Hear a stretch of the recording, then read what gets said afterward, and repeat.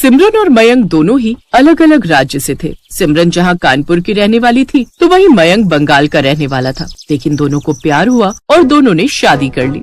अब सिमरन ब्याह कर अपने बंगाली ससुराल में आ गई, जहाँ उसका बड़ा सा परिवार था। उसके ससुराल में उसके सास, ससुर, जेठ, जेठानी, देवर और ननद थी। गृह प्रवेश के बाद उसकी सास बोली, आओ नई बहू, तेरे ससुराल में तेरा स्वागत है। चलो अब घर की रस्में भी कर लेते हैं। कुछ देर बाद उससे बाकी की रस्में करवाने के बाद उसकी ननद बोली, अरे माँ, नई भाभी से मछली पकड़ने की रस्म नहीं करवाओगी क्या? मछली? नहीं, हम तो शुद्ध शाकाहारी हैं। हम तो आज तक मछली को छुए तक नहीं। अब तुम इस घर की बहू हो और अब यहाँ के रस्मों रिवाज तुम्हें मानने ही पड़ेंगे। ये तुम्हारा फर्ज है। फर्ज की खातिर तो हम कुछ भी कर सकते हैं। ठीक है, तो चलो फिर नदी पर। उसके ससुराल वाले उसे नदी पर ले आते हैं। बहुरानी, ये नदी नहीं बल्कि अपना गांव की एक तरीके से मछली मंडी है, जहाँ से तुम्हें अब मछली पकड़ कर लानी है। लेकिन हमको तो पानी से डर लगता है। क्यों? मैंने तो सुना है तुम अपने गांव में खूब तालाब और घाट पर नहाती थी।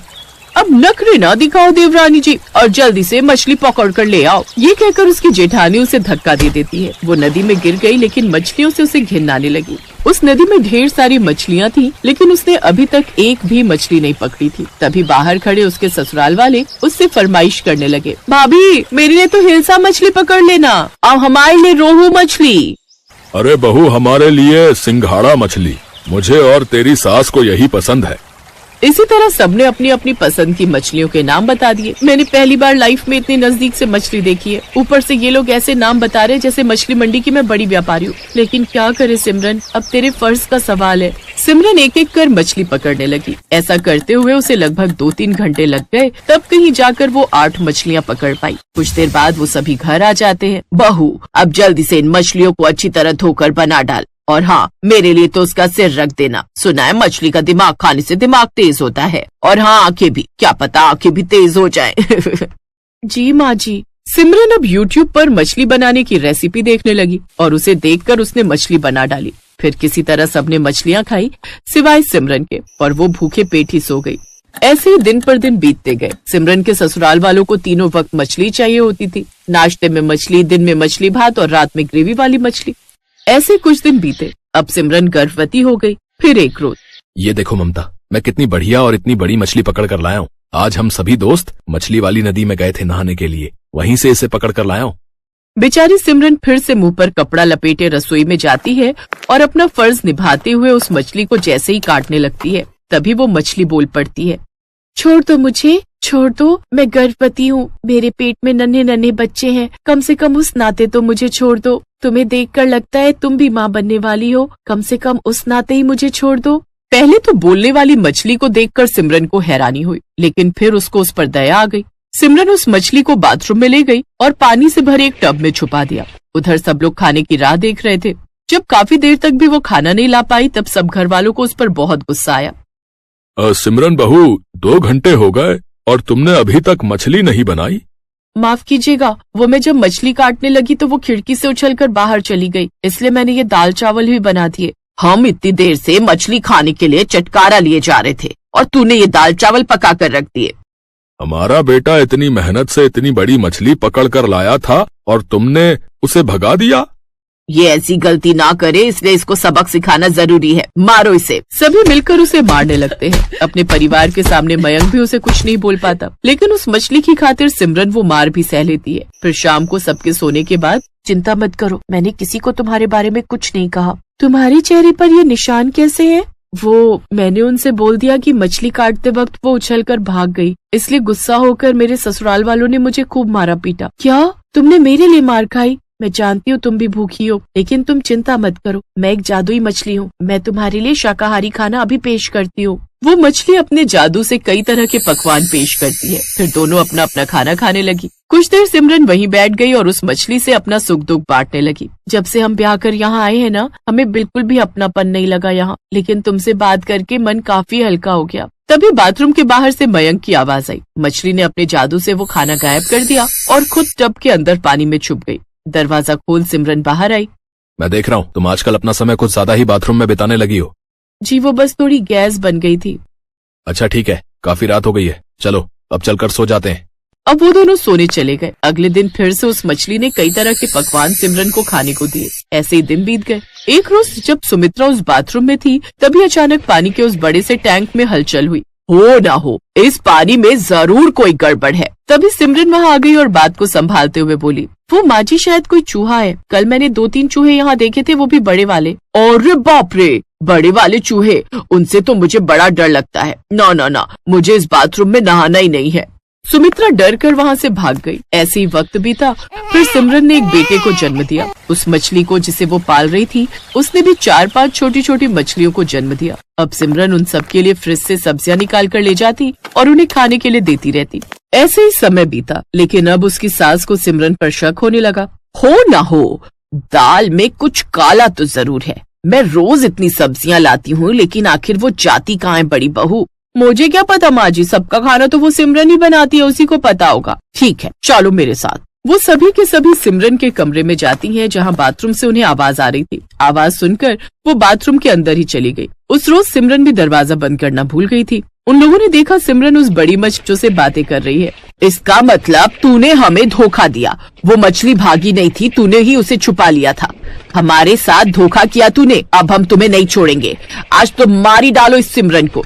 वो सभी सिमरन को मारने के लिए आगे बढ़ते हैं कि तभी वो मछली बोल पड़ती है, रुक जाओ सब, तुम लोग इंसान होकर इतने बड़े पापी हो सकते हो? ये तो हम मछलियों ने कभी नहीं सोचा था। सारे जीव एक दूसरे को खाते हैं, इसमें कोई पाप नहीं। लेकिन ये सिमरन, ये तो बेचारी शाकाहारी है। इसके लिए तुम शाकाहारी खाने की व्यवस्था नहीं कर सकते? जब ये शाकाहारी होकर तुम सबके लिए मांसाहारी खाना बना सकती है, तो तुम लोगों को भी तो इसके बारे में सोचना चाहिए ना। और मयंक, तुम तो प्यार कर अपनी पसंद से इसे ब्याह कर लाए थे ना, फिर इसके साथ ये सब। और बुढ़िया, तुझे मछली की आंखें खाने का बहुत शौक है ना? अब से तेरी आंखें ही नहीं रहेंगी और तुम सबका शरीर भी मछली जैसा बन जाएगा। तभी उन सबका शरीर भी मछली जैसा बन जाता है। अब उन सबको अपनी गलती का एहसास होता है। वो उस जादुई मछली और सिमरन से माफी मांगते हैं। सिमरन उन सबको माफ कर देती है।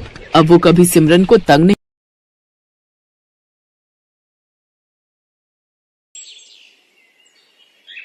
अनिकेत मेहरा खानदान का छोटा चिराग था। उसके बड़े भाई और भाभी की अरेंज मैरिज हुई थी, जबकि अनिकेत को अपने साथ कॉलेज में पढ़ने वाली हरियाणवी लड़की नैना से प्यार हो गया।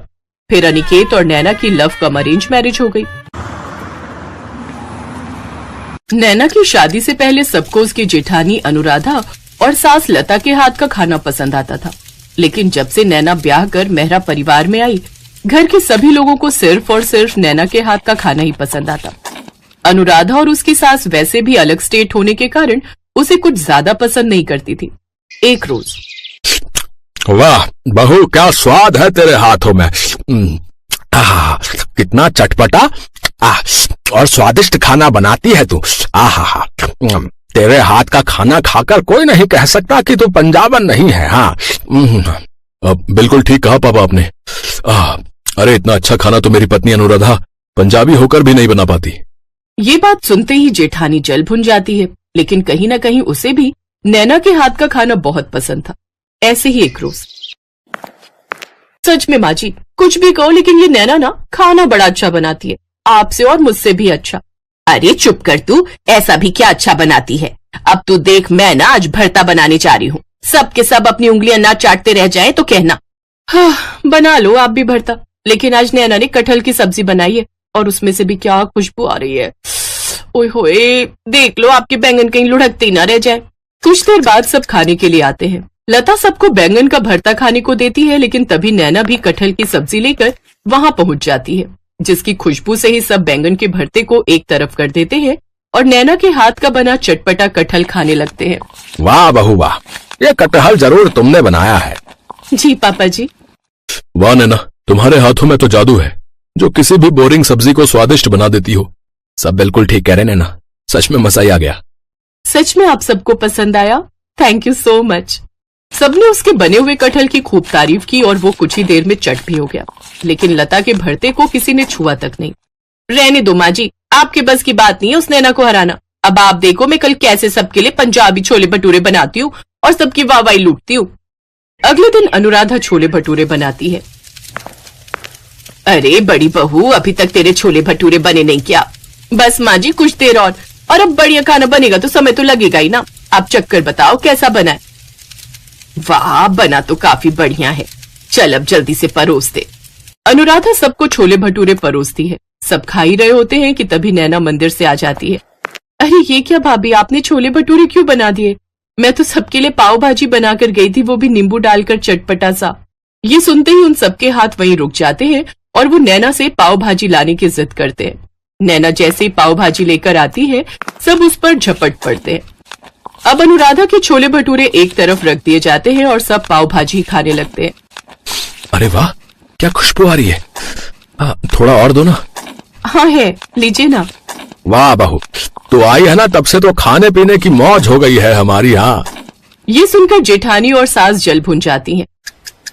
ना जाने क्या जादू है इस कमबख्त के हाथों में, जो इसके आगे किसी को हमारा खाना पसंद ही नहीं आता। अब आप ही बताओ माँ जी, क्या कमी थी मेरे छोले भटूरों में?